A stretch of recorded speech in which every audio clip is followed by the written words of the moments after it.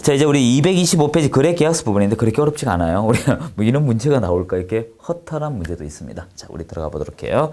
자, 1번 문제 틀린 것인데 1번부터 보도록 하죠. 등기부상 소유자와 실제 소유자 불일치할 경우 개공은 당사자들의 직접 명담, 매매 계약서 등 소유권 이전 필요한 서류 제시바라 진정한 소유자임을 확인한다. 뭐 당연하죠. 일단 등기부상에 있는 것은 공신력은 인정하지 않습니다. 공시력이죠. 그리고 이 공시력도 어디까지나 소유자 추정의 내용입니다. 자, 2번. 매도인의 검치산자의 경우 법정 대리인 동의를 받았는지 확인하고 받았으면 계약을 체결해도 무방하다 했는데 일단 검치산자 제도는 우리가 지금 변명이 바뀌었죠. 그리고 이제 이 법정 대리인 단독으로 이행한다. 뭐 그렇게 바뀌었습니다. 예정 지문이네요. 자, 3번, 4번 요것 좀 3번 볼까요? 무능력자 법정 대리인 계약을 체결하고자 할 때 법정 대리인 유무 가족관계 증명서 확인되고요. 그리고 4번의 법인의 경우는 법인격 유무, 대표자 처분권의 유무 다 확인해야 되겠죠. 5번도 뭐 간단합니다. 부부라고 하더라도 일상가사 대리까지 범위를 초과하게 되면 대리권 팔아야 되죠. 자, 2번 문제는 풀지 말고요. 같은 케이스의 문제니까. 자, 3번 보도록 하죠. 틀린 것 보도록 합시다. 그 2번 문제 5번 좀 잡으세요. 5번. 3, 4, 5는 잡아야 돼요. 3, 4, 5. 5번 좀 잡아야 돼요. 종중 소유 재산은 종중원의 총류에 속하는 것이므로 그 관리 및 처분에 관하여 먼저 종중 규약이 정하는 바에 있으며 이에 따르고 없으면 종중 총회 결의 의한다라고 있는데 요 지문 자체로도 시험이 잘 나오지만 종중은 그 얘기 말고 다른 얘기도 좀 해야 돼요. 우리가 보통 종중할 때 그림을 그리면 이렇게 되겠죠. 이 종중이 있습니다. 그리고 이 명의신약처럼 이 종순 앞으로 돌리죠. 세금의 이 탈세가 없다는 범위, 여러 가지 뭐 등기부를 악용하는 그런 거 없다는 가정입니다. 이때 이제 종중이 소유권자로서 제3자와 계약을 해요. 자, 계약을 했는데 문제가 되는 게 진정 소유자가 어딥니까? 종중원의 것이거든요. 그래서 이 사람들이 내 걸 돌려달라고 이 요청을 할 수 있습니다. 소유권 이전 등기, 그 소유권 이전을 청구를 해요. 그러면 이 소유권은 어떻게 됩니까? 이쪽으로 넘어가면서 이 사람에게 소유권에 대해서 이 불법행위에 대한 이 구상권 등을 청구할 수 있겠죠. 자, 한데 이게 바로 올라가지 않는 것이 있어요. 어떤 거냐 하면 그대로 유지가 됩니다. 어떤 것이냐면 이 제3자에게 임대차 계약을 하게 되면 대화가 달라요. 요게 이제 중요합니다. 임대차는 주택임대차 보호법을 보호받기 때문에 이 임차인 보호 조건이 더 강화되었다 이것입니다. 그래서 여러분이 유일하게 이 종중이 제3자에게 주장하지 못하는 게 무엇이 있다? 임대차. 요거 하나 참고로 기억을 해주기 바랍니다. 그 나머지 다 주장이 가능해요. 자, 이제 3번 문제 다시 봐요. 틀린 거. 1번. 법인과의 계약을 체결하는 경우 법인의 대리인 또는 대표자가 대리권 또는 대표 권한이 있는지 확인하고요. 2번. 공동상속의 재산 매수할 경우 반드시 공동상속인 대표하는 상속인과 계약 체결해야 하는 것이 원칙이다 했는데 이때 공동상속은 전부 다 해야 되죠. 왜냐하면 이제 이거 한번 봅시다. 합의요. 총류가 있죠. 이 총류가 있을 때 우리가 뒤로 갈수록 어떻게 됩니까? 단체성을 띠고 있습니다. 단체성. 자, 그럼 반대로 이쪽으로 갈수록 개인성을 띠고 있죠. 개인. 자, 그런데 이 공유의 경우는 이 지분은 자유롭게 가능합니다. 각자 가능해요. 개인별로. 하지만 이 지분물, 공유물이라고 할까요? 이 공유물은 어떻게 됩니까? 이 동의가 필요하죠. 자, 지금 묻고자 하는 게 무엇입니까? 묻고자 하는 게 이 본인의 지분에 대해서는 어떻게 각자 하시면 돼요. 그런데 이제 전체 동의 형태로 나와서 틀렸고요. 그리고 또 각자 동의를 받아야 되겠죠. 만약에 내가 안 할 것 같으면 유임자도 받아와야 합니다. 자, 3번.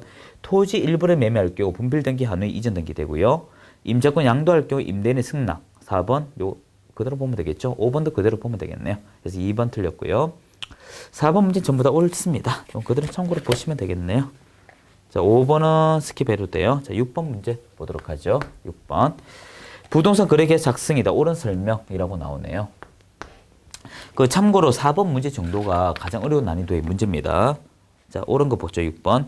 개공은 부동산 거래 당사자는 아니지만 그가 중개한 거래 당사자 대신하여 거래 계약서 서민 및 날인한다라고 했는데 예수 여러분의 모든 계약의 서민 날인은 책임에 관한 것이기 때문에 거래 당사자가 해야 됩니다. 어느 일방에까지는 보호를 해주겠지만 모두를 할 수는 없겠죠. 쌍방 대리하게 되면 3년이 2천이지 않습니까?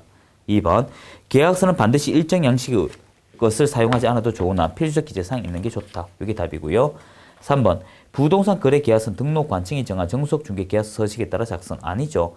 정속 중개는 우리 중개 계약입니다. 거래 계약서는 국토교통부 장관이 만든 거죠. 4번. 부동산 거래에 있어서 비록 거래 당사자 합의가 있다 하더라도 서면 계약서 작성하지 아니하면 그 거래 무효. 여러분 유의할 게 있습니다. 여러분이 당사자의 거래 당사자의 계약, 이 당사자 계약에 관한 것이 나오면요. 이 계약이 나오면 이건 다 유효예요, 유효. 이 특별한 일이 없으면 유효입니다. 예를 들어서 우리 세 가지 들었죠. 이 무등록 개공하고 계약했다. 당사 효력이 있을까? 있다. 자, 두 번째, 등록된 인장을 사용하지 않았다. 계약 효력이 있을까? 있다. 그리고 이 거래계약 작성하지 않아도 계약 효력이 있다. 이렇게 배웠죠. 자, 5번은 뭐 특별한 내용 없이 다 이해될 겁니다. 자, 7번은 앞서 했던 거니까 이거 좀 꼭 체크해 두시고요. 자, 7번 그대로 보죠. 자, 틀린 거 봅시다. 이게 중요하니까. 상속은 외국인 토지법 적용 대상이고 토지거래 허가, 농지증, 검인 대상은 아니다. 일단 외국인 토지법은 취득에 관한 것으로서 취득의 유형을 계약, 계약괴, 병동 이렇게 되지 않습니까? 이 상속은 상속일로부터 6월이죠. 2번 판결은 모두 다 해야 되고요. 경매는 여러분 이 농지증 중심으로 가고 경매는 외국인 토지법, 농지증은 대상이고 맞죠? 토지거래 허가, 검인은 아니다. 자, 4번 증여는 토지거래 허가 대상 아니죠. 유상거래. 우리가 이 소유권 이전 등기할 때 유상거래가 있어야 되겠죠. 증여는 부모한테 떨어진 형태니까. 일종의 계약 형태죠. 그리고 5번 볼까요? 4번 다시 봅시다. 증여는 토지거래 허가 대상 아니다. 이건 조금 해석의 문제인데 이건 특별한 문제는 아닙니다. 좀 해석해 드릴게요. 오해 소지겠다, 여러분. 이 증여 부분은요, 이 부담부 증여냐 아니냐, 이 좀 검토해야 되는데, 우리가 통상적으로 이렇게 문제 나오게 되면 아니다라고 찍으시면 돼요. 이게 만약에 이 증여 방식이 계약을 염두하여 가게 되면 좀 대화가 달라져 버려요. 4번이 명확하진 않는데, 이렇게 나오면 좀 저도 애매모호합니다. 자, 5번. 가등기는 농지증명, 검인 대상이지만, 농지증과 검인 대상이지만 토지거래 대상 아니다. 가등기는 검인 대상은 아니에요. 본등기 대상이기 때문에. 그래서 5번이 명확하게 틀려서 4번 옳다라고 되네요. 만약에 이 5번이 없다면 4번 좀 찍겠습니다. 이런 것도 감안 좀 해주세요. 자, 8번은 특별한 거 없고요. 8번 앞에 있는 겁니다. 9번 좀 보죠. 9번에 3번 좀 보시면 건물의 경우 하자 담보 책임에 관해 계약서에 명시되지 아니하면 장차 하자 담보 책임 물을 수 없다 하는데, 우리가 약정에 관해서는 당사자 합의가 없으면 그 원칙대로 가버린다 하는 거 기억을 하셔야 돼요. 9번 문제에서 기억할 것은 매도인의 담보 책임을 기억을 하시면 돼요. 이 담보 책임에 있어서 우리가 이 원칙은 매도인이에요. 매도인의 담보 책임이죠. 근데 이것을 약정을 하지 않게 되면 우리가 서로 협의가 없다면 원칙대로 갑니다. 없다면. 하지만 이 예외가 협의대로 가죠. 협의대로. 이렇게 기억을 좀 하시면 돼요. 자, 이제 9번 문제는 우리 예전 문제인데 딱 기출 한번 나왔습니다. 소유권 이전 등기 91에 30일 고쳤죠. 개의치 말고요. 자, 2번 문제 봅시다. 틀린 거. 계약을 원인으로 하는 소유권 이전 등기 신청할 때 계약서 검의 신청 발행한다. 경매, 공매, 공유, 수용 없죠. 광업지단, 공제단 소유권 이전은 계약을 원인으로 하는 소유권 이전의 힘으로 검인 요구한다. 이게 틀렸죠. 이번에는 3번만 보충 좀 합시다. 이 검인에 대해서는 앞서 했던 것인데 이거는 그 개인 간의 거래를 대상으로 하고 그 대상물이 부동산에 의합니다. 부동산. 그리고 이제 이거 계약의 원인이죠. 계약 원인. 계약 원인이기 때문에 매매, 교환, 증여가 오고요. 그리고 이것이 소유권 이전이기 때문에 소유권 외에는 대상이 되지 않는다. 여기서 우리가 하나 짚고 넘어가야 될 것이 토지거래 허가의 경우는 소유권과 지상권이고요. 검인의 경우는 소유권이고요. 이런 관계를 기억을 해줘야 돼요. 그리고 이제 소유권 이전 등기를 하죠. 이전, 승계 형식이다. 이렇게 기억을 하시면 풀립니다. 그리고 4번에서 기억할 것은요. 여러분 그 검인을 여러 군데 거치게 되면 우리 앞서 이런 그림을 그렸죠. 여러 군데 뭐 A 구역, B, C 걸치게 되면 여러분 가고 싶은 데 가면 되되 여기 가게 되면 4번 하나 추가해가 가야 한다. 이런 얘기 드렸고요. 자, 5번에 토지거래 허가 바르면 검인과 농지증 바른 걸로 보죠. 간주. 해서 3번이고요. 자, 이제 3번 문제 같은 경우는 의외로 간단합니다. 반드시 기재할 사항이 아는 것인데 이게 문제가 나는 게 단목계대 중기 그거 얘기하는 거거든요. 이 3번에서 이 문제가 옛날 문제인데 단목계대 중기. 계대 중기. 자, 이거는 계공이 개입됐을 때 조건과 기한, 이게 부관이 붙었을 때 하는 것이죠. 이 나머지는 필수입니다. 그래서 이 물건의 인도일식 같은 건 없어요. 이게 우리가 1, 2, 3, 4의 경우는 요 내용인데 이게 하나 더 해볼까요? 지금 이 3번, 4번 조심하셔야, 4번 조심하셔야 돼요. 4번 보시면 계약의 조건이나 기한이 있을 때는 단서가 있지 않습니까? 이것도 마찬가지예요. 계공이 있을 때, 조건과 기한이 있을 때, 이건 존재했다 하는 것이고, 이건 반드시 들어가고, 이렇게 구별해 줘야겠죠. 자, 물건의 인도를 이시는 거래 계약서 할 때 하는 것입니다. 자, 이제 4번 문제. 이거는 특별한 거 없는데 3번 보세요. 검의 신청을 계약 당사 중 매수인이 하여야 한다. 아니요, 일방이 하면 돼요, 일방. 부동산 거래 신고나 주택 거래 신고 당사자라는 개념이 들어가는 것은 누가 하든지 그 나머지 한 사람 기록이 되지 않습니까? 그래서 큰 의미가 없고요. 자, 1번부터 다시 봐요. 토지거래 허가증 교부 받을 경우 다시 계약서 금인 받을 필요가 없죠. 간주 규정 때문에. 주택 거래 신고나 부동산 거래 신고하면 금인 받을 필요가 없다. 4번 봐요. 중간 생애 등기하면 1년에 3천. 이건 참고로 기억하시고요. 5번. 부동산 등기 특별조치법상 필요적 기재 사항만 있으면 된다. 맞습니다. 자, 우리 5번 문제는 꾸준히 나오는 문제죠. 이게 지금 답이 3번인데 답이 중요한 게 아니고 이 지금 5번인가요? 5번에서 기억할 게 이것입니다. 명의신탁 문제는 우리 잘 안 나오거든요. 이게 중복성 문제 때문에 민법 중심으로 갑니다. 우리 지금 하는 요번 강의는요, 타 과목이 영향을 많이 받기 때문에 몇 가지만 선별적으로 봐도 무방한 쪽입니다. 명의신탁에서 예외가 있고 우리가 제외가 있다 했습니다. 예외는 탈세를 하지 않는다는 전제 조건에서 종중과 문종이고요. 그리고 이제 배우자인데 이 배우자 같은 경우도 법률은 중심이다 기억하시고요. 제외는 양도담보, 가등기담보, 상호명의 신탁 이렇게 보셔야 되죠. 특별한 내용 없습니다. 외우는 것이죠. 자, 이제 232페이지 틀린 것인데 우리의 신탁제는 3년의 2억인가요? 자, 이런 것도 외울 때 어렵게 하지 말고요. 5년에 2억인지 이런 것도 헷갈리시면 한 번만 저랑 같이 해봅시다. 6번 문제 한번 보죠. 어떻게 우리가 했습니까? 여기 어려우시면 한 번만 적으면 돼요. 신탁자가 있고 수탁자가 있고 상대방이 있죠. 그래서 5이가설은 한 개 기억나십니까? 5년에 2억 원, 3년에 1억 원, 그리고 1년에 3천. 요것만 기억하시면 돼요. 그리고 이 사람 이제 과징금 세 글자죠. 세 글자니까 30%. 그리고 이행강제금도 이쪽입니다. 이해강제금의 경우는 우리가 1년차 때 10%, 2년차 때 10%에서 20% 되죠. 그래서 1년차 때 10%고요. 2년차 때 누적해서 20% 이렇게 되죠. 자, 그러면 틀린 게 5년에 3억해서 틀렸네요. 2억은 2억이고요. 명의신탁 약정의 무효와 명의신탁 약정에 대해 행해진 등기에 의한 부동산 관한 물건 변동 무효는 제3자 주장하지 못한다. 이게 대내적 관계이기 때문에 그래요. 3번. 배우자 명의로 부동산에 관한 물건 등기할 경우 조세 포탈 등 아니어야 되겠죠. 네 번째, 양가상신 얘기죠. 제외되고요. 5번, 부동산 소유자로부터 명의 수탁 발언자가 이를 임의로 처분하였다면 명의 신탁자 횡령죄가 성립한다는 것이 대법원 판시. 자, 우리가 명의 신탁이 없는 것이 있고 있는 게 있는데요. 자, 이자 간 이야기는 우리 많이 했었어요. 신탁자가 수탁자에게 명의를 좀 빌려달라고 하죠. 그리고 이 수탁자가 가진 상태에서 제3자에게 파는 것을 우리가 이자 간, 이건 명의 신탁 이지만 이거 횡령죄 발생하죠, 이 사람에게. 그리고 또 어떤 것이 있습니까? 3자가는 신탁자가 상대방하고 매매 계약 체결한 다음에 등기를 수탁자에게 넘깁니다. 등기를 수탁자. 자, 이 상태에서 매매는 이 사람하고 했지만 소유권 이전 등기를 이쪽에 했기 때문에 대리적과 대외적 불일치가 되잖아요. 등기 없는 거죠. 효력 없는 거죠. 그 상태에서 제3자에게 넘어갔기 때문에 이건 어떻게 또 횡령죄 발생합니다. 하지만 이걸 좀 변형한 것으로서 신탁자가 처음부터 자금을 수탁자에게 줍니다. 지원한다 이거예요. 자금을 지원. 그 상태에서 수탁자가 상대방한테 갑니다. 매매를 하고 소유권 이전 등기도 합니다. 그러면 대내와 대외가 일치가 되기 때문에 진정 소유자로 보죠.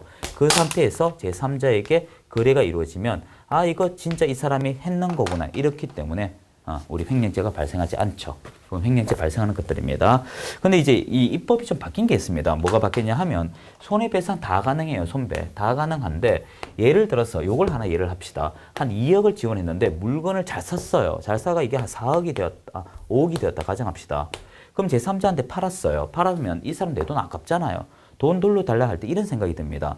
내 돈 가지고 해서 5억이 됐으니까 5억 다 돌려달라 할 수 있잖아요. 근데 대법원 판례는 과거는 그렇게 했지만 지금은 어떻게? 준 돈에 대해서만 가져가라. 그래서 2억은 너, 3억은 내 거. 이 사람은 이제 3억을 번 거죠. 그런 꼴이 됩니다. 자, 그런 내용 담아 있고요. 자, 7번은 같은 문제니까 한번 참고 삼아 보시면 됩니다. 자, 이제 8번 문제는 금인 문제죠. 자, 7, 8 문제인데 7번을 하고 8번 여러분이 하고 18번은 쉽거든요. 금인은 쉬우니까 여러분이 하고 7, 9 제가 하겠습니다. 이 금인은 쉬워요. 명의신탁이 조금 까다롭지. 자, 바르게 설명 볼까요? 1번. 누구든지 부동산에 관한 물건을 명의신탁 약정에 의하여 명의수탁자 명의로 등기해서는 안 된다. 서로, 즉, 이 등기부를 악용하지 마라. 그런 얘기죠. 2번. 신탁자 A가 명의수탁자 B 명의로 가장매매 등기 이전할 경우 그 등기 이전 무효가 되고 소유권 A에게 기속한다라고 있는데 이게 이제 어떤 거냐 하면 여러분 요건데요. 일단 이게 형식적으로 없기 때문에 이 사람한테 넘어옵니다. 넘어오는데 여기서 문제가 되는 것이 이것이 돈은 줬잖아요. 이 사람 자기의 잘못을 밝히게 되면 소유권 넘어오지만 밝히지 않으면 이 사람이 제3자한테 판매되죠. 즉 이중 매매가 이루어지게 되는 꼴이 돼버립니다. 자, 3번. 이 법은 등기 명의 신탁이나 계약 명의 신탁 약정 경우 선악 불문 제3자 대항하지 못한다. 이 제3자는요. 악의적, 정말 악의적이라 해도 괜찮은데 그 악의를 넘어서 적극적 가담을 유도하게끔 한다면 문제가 되겠죠. 그래서 적극적 가담의 키워드가 나와야만 제3자는 무효가 됩니다. 그리고 얘는 선일 때만 무효가 되죠. 자, 4번. 매도인 A가 명의 신탁자 B와 명의 수탁자 C 사이. 이게 매도인입니다. 요 상대방. 약정은 일단 사실을 모르고, 즉 선이라는 얘기죠. 선이라면 유효합니다. 유효해요. 이 사람. 4번이 틀렸네요. 5번 그대로 보시고요. 자, 9번 문제는 과징금 부과일로부터 1년간 10%죠. 요 얘기하는 거네. 요 얘기. 이건 특별한 거 없습니다. 자, 그대로 보시면 되네요. 자, 10번 문제는 제재 문제인데 이거는 의외로 간단하죠. 신탁자와 그 교사대 3년에 1억 원이 아니고요. 요 얘기죠. 5년에 2억 원. 요 얘기고 2번 배우자 법률행 기준이죠. 조세 포탈 강제 집행의 면탈 또는 법령상 제한 회피 목적을 하지 않을 경우 유효하다. 3번 명의 수탁자 점유로 타주 점유 해당하기 때문에 수탁자 또는 상속에 있는 소유권 점유 취득 못하게 됐죠. 4번, 5번은 특별한 거 없네요. 그대로 보시면 되겠네요. 됐고 11번 같은 문제고요. 12번 같은 문제 나오면 여러분 저도 이거 그립니다. 이거 여러분 눈으로 하지 마세요. 12번 저도 이거 한 번씩 글자 많이 읽으면 어지러울 때 있거든요. 12번 같은 문제는 문제가 길어서 일단 기분 안 좋은데 그래도 그래야 됩니다, 여러분. 민법 같은 경우 사례 문제 쉬워요. 이게 여러분이 민법 문제 어려워하는 것이 그 답을 자꾸 맞추려고 해서 그래요.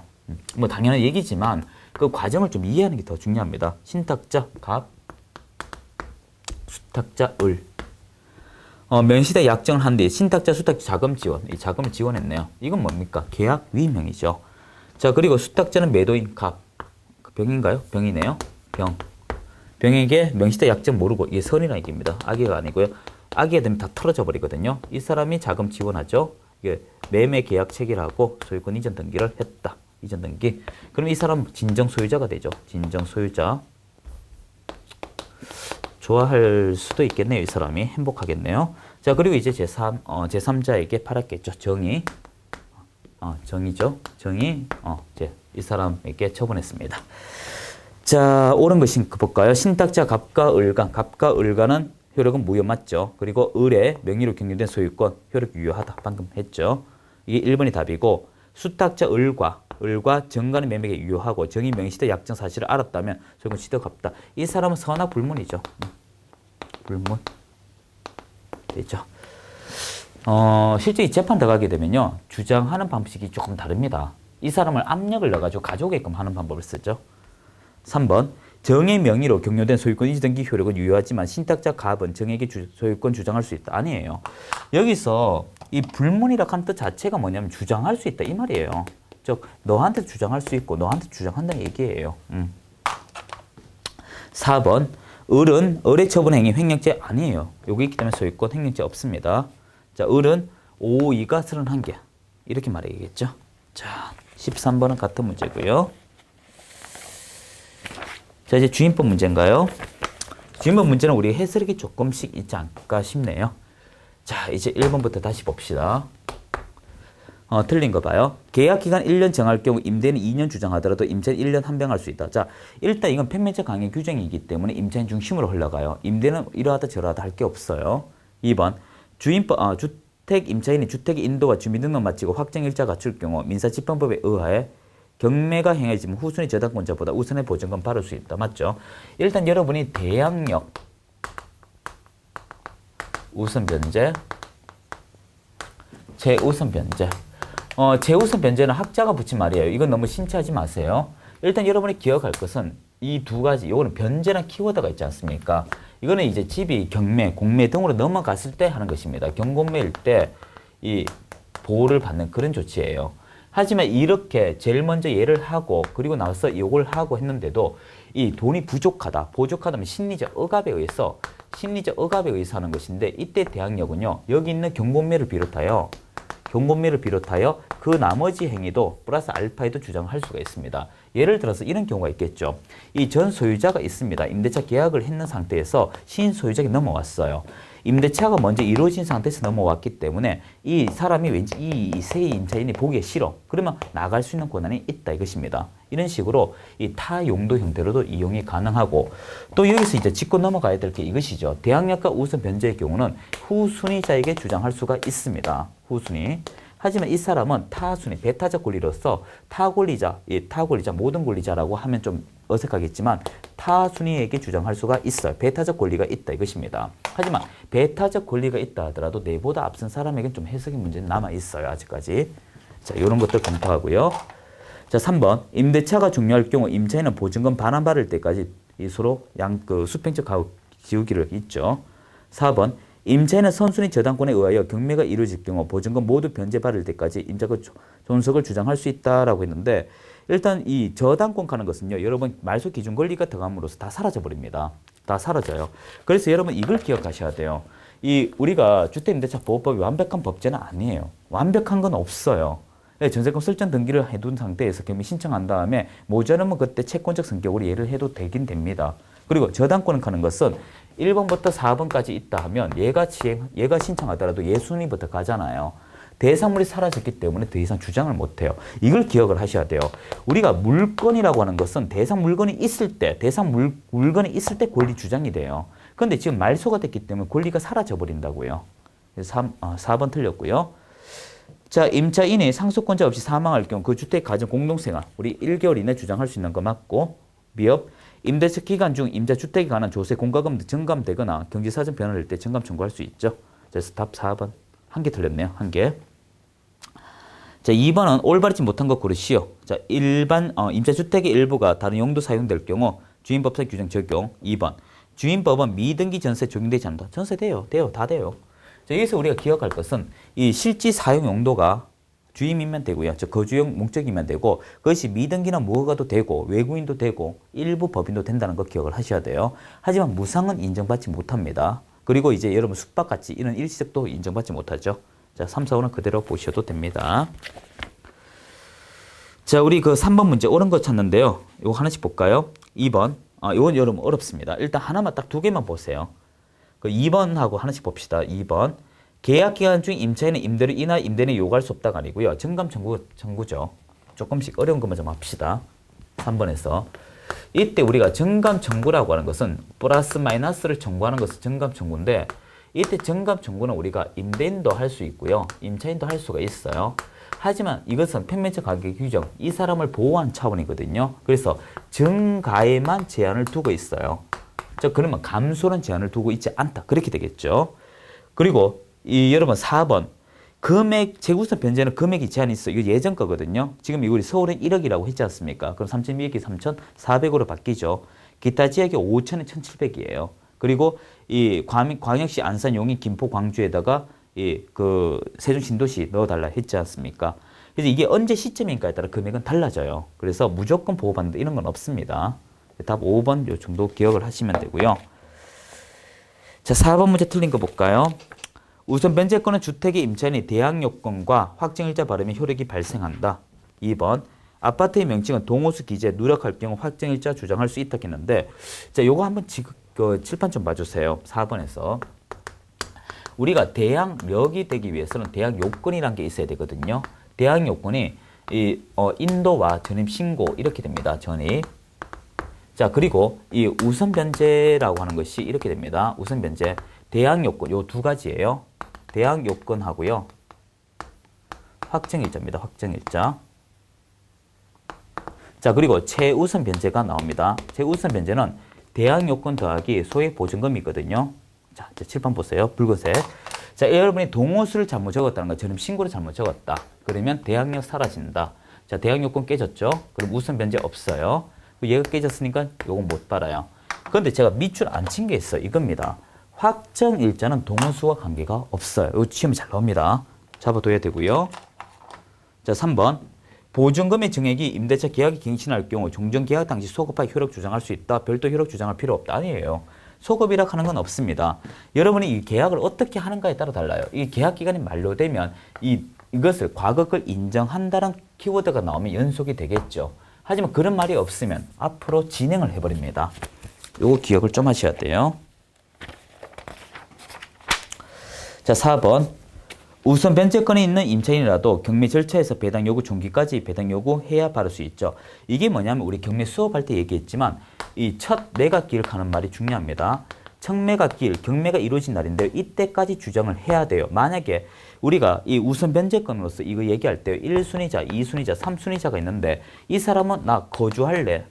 아, 이거 배당 받아갈래. 이 사람 거주할 배당입니다. 자, 지켜보니까 이게 이제 말소 기준 본래 여기에요. 다 인수나 배당에 문제가 됐죠. 거주에 문제 있는데 야, 지켜보니까 돈 받아가는 게 좋다 이거예요. 그래서 이때 와서 그러면서 2번, 3번한테 나 돈 받아갈래 주장할 수 있을까? 못해요. 요거 지나면 못해요. 자, 임차인은 임차주택 양수인에게 인도하지 않으면 보증금 수령할 수 없다. 동시행위 관계다. 그 말이죠. 자, 5번은 한번 참고 삼아 좀 읽어보시고요. 자, 이제 6번 문제 좀 볼까요? 1번만 보죠. 갑은 을에게 광역시대 행정구역이 있는 군지역 경우 주임법상 광역 기준 따라 재우선한다. 이게 틀렸거든요. 여러분이 무슨 말이냐면 이걸 기억해줘요. 6번. 예를 들어 이게 제가 지금 말 쓰는 사례인데요. 인천 그리고 강화군. 자, 잘 안 되면 요거 몇 페이지 보냐 하면요. 그 237을 깔아놓고 한번 보시면 돼요. 이게 지금 인천이 과밀 억제권역으로서 8천에 그거 보시면 2,700 맞죠? 2,700이고요. 자, 이제 강화군이 기타인데요. 강화군의 경우는 어떻게 되냐 하면 우리가 그 밑에 금액이 바뀌었죠. 5천에 1,700이요. 1,700 이렇게 바뀌었습니다.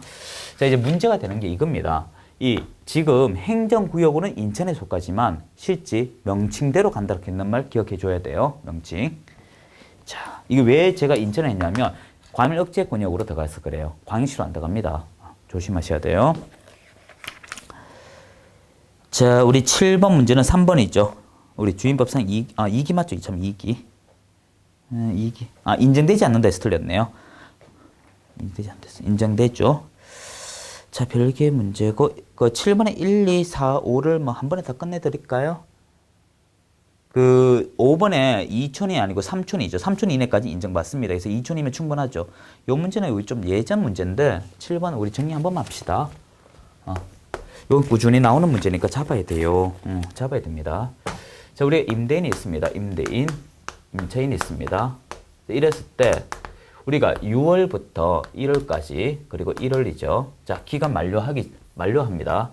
자, 일단 기간 종료되었을 때 말을 해야 되는데 안 하면 무기적 갱신된다. 우리 이런 수업할 때 했죠. 언제든지 청구 가능하고 이 말 떨어지면 3월 이내 준다. 이런 얘기 했어요. 자, 이거와 여기서 지금 묻는 게 3번이 차임 지급 연기거든요. 그러니까 차임을 안 줬다 이것입니다. 이거하고는 별개의 이야기예요. 이거는 무기적 갱신이고 이거는 돈을 안 준 얘기예요. 그래서 법정개시 인정되고요. 그리고 그 5번에 보시면 가정 공동생활은 3촌까지 가능합니다. 3촌. 가능하고요. 자, 8번은 여러분 방금 했는 건데 좀 볼까요? 타당한 거 1번. 대항 요건 갖춘 그 다음날 0시부터이죠. 계약 증서 확정일자 갖추면 확정일자 갖춘 다음날부터 보증금 우선 변제. 아니에요. 확정일자는 당일이고 우선 변제 모두 다 충족됐을 때. 2번.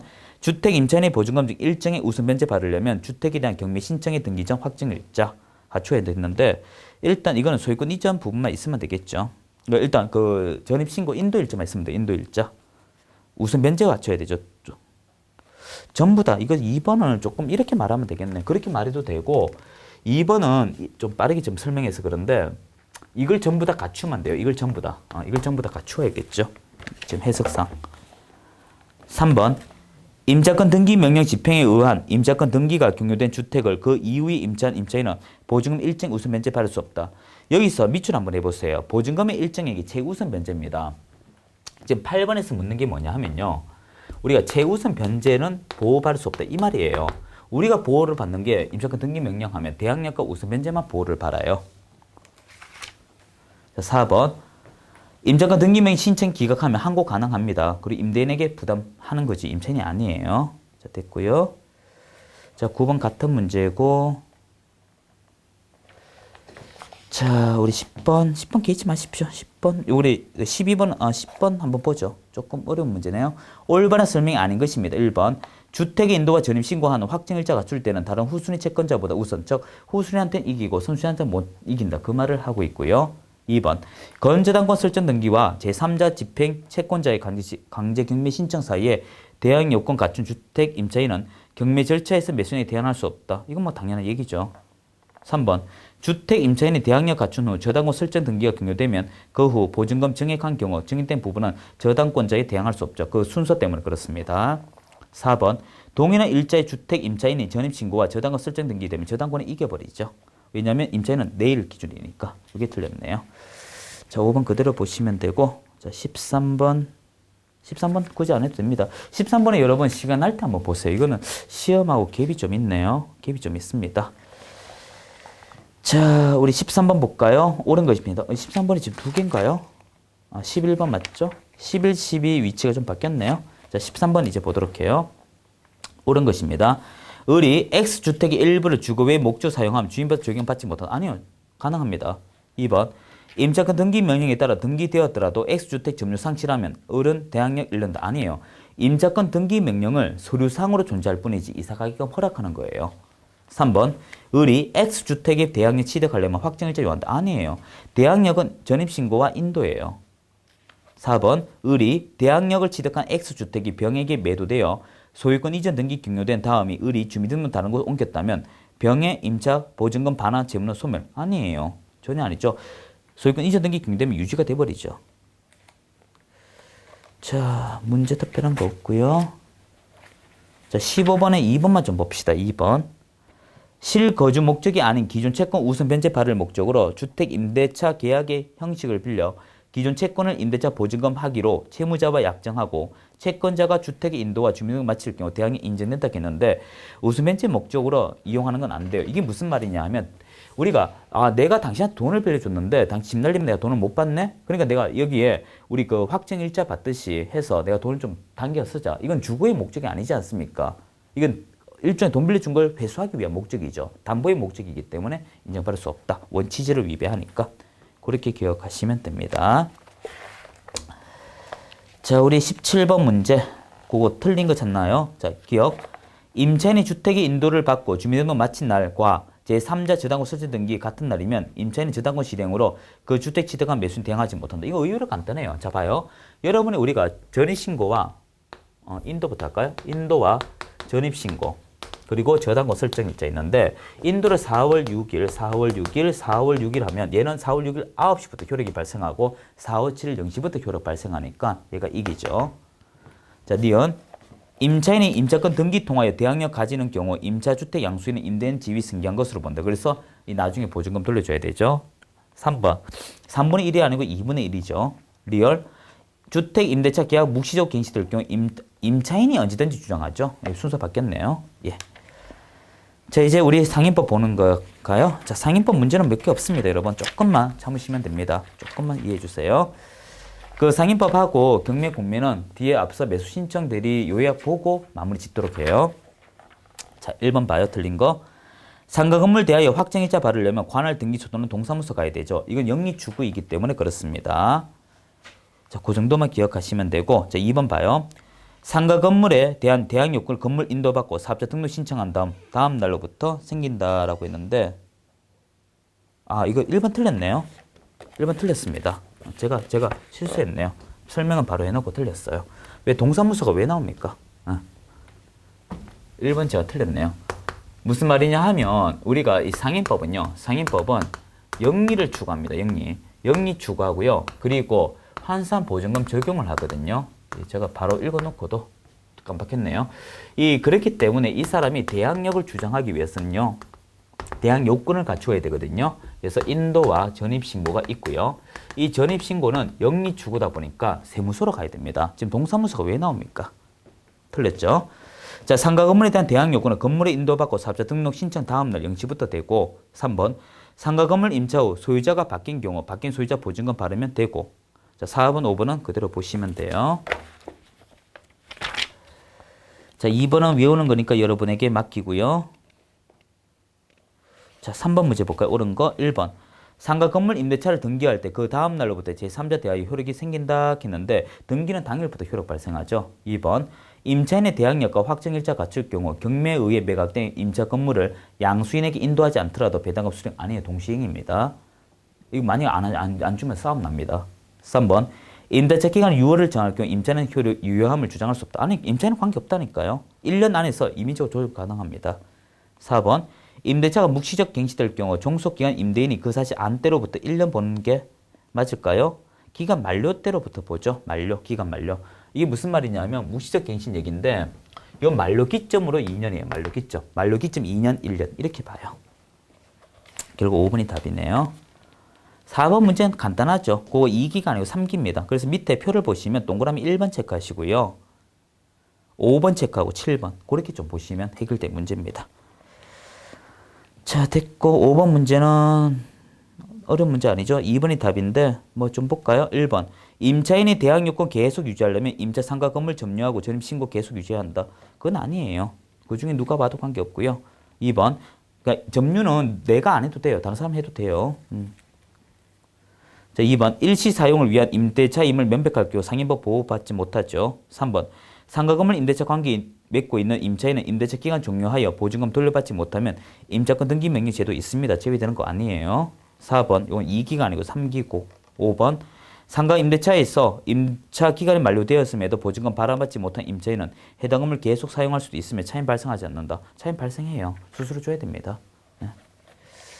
그래서 실질적으로 우리가 대항력으로 주장할 때 결과 효력이 있을까? 이 의문을 많이 가집니다. 무슨 말인가 하면 우리가 최우선 면제, 우선 면제 받고 대항력으로 하잖아요. 근데 그 집, 예를 들어 집이든 상가든 3억짜리라고 가정하고요. 지금 제가 못 받은 돈이 한 2억 7천 된다고 가정합시다. 그러면 지금 대항력으로 3천만 원 보장받기 위해서 남의 집에 3억짜리 집 사는 거잖아요. 이만큼 수수료 줘야죠. 만약에 이 사람이 이거 인수했는 사람이 너무나 세게 때려버리면 한 달도 안 되고 3천만 원 녹아내려버립니다. 대항력 유명무실하다. 이런 말도 많이 쓰죠. 자, 6번, 7번은 그대로 보시. 이 번호가 좀 이상하죠, 여러분. 5번이 있고 6번, 8번 있는데 이 책이 좀 그렇네요. 자, 6번은 3번 정도만 좀 살펴보시면 되고 특별한 거 없습니다. 돈이니까. 자, 8번 좀 봐요.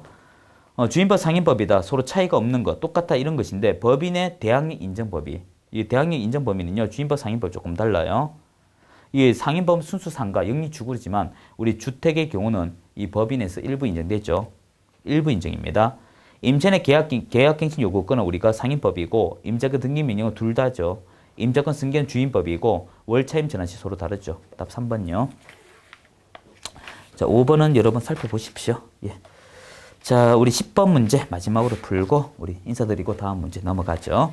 바르게 설명입니다. 바르지 못한 거네요. 1번 주인법상 대항 요건의 주택의 인도와 전입신고 이길 0시 상인법은 건물의 인도와 사업자 등록 신청 후 이길 0시 2번 주택의 경우 최단 2년 그리고 상인법 1년 그리고 3번 주인법 상인 모두 임대인이 임대차 기간 만료 전 6월부터 1월 사이에 임차인의 계획 갱신 거짓 또는 조건 변경 갱신한다는 뜻을 통지하지 않을 경우 그 기간 만료될 때 기준으로서 그 2년, 1년 유지되죠. 여기 묵시적 갱신 얘기고 4번 임차인이 임대차 기간 만료되기 6개월 전부터 1개월 전까지 계약갱신 요구권 임대인에게 청구할 수 있으며 이는 주인법은 할 수가 없습니다. 상인만 가능하죠. 자, 5번은 바뀐 거니까 좀 봐두시기 바랍니다.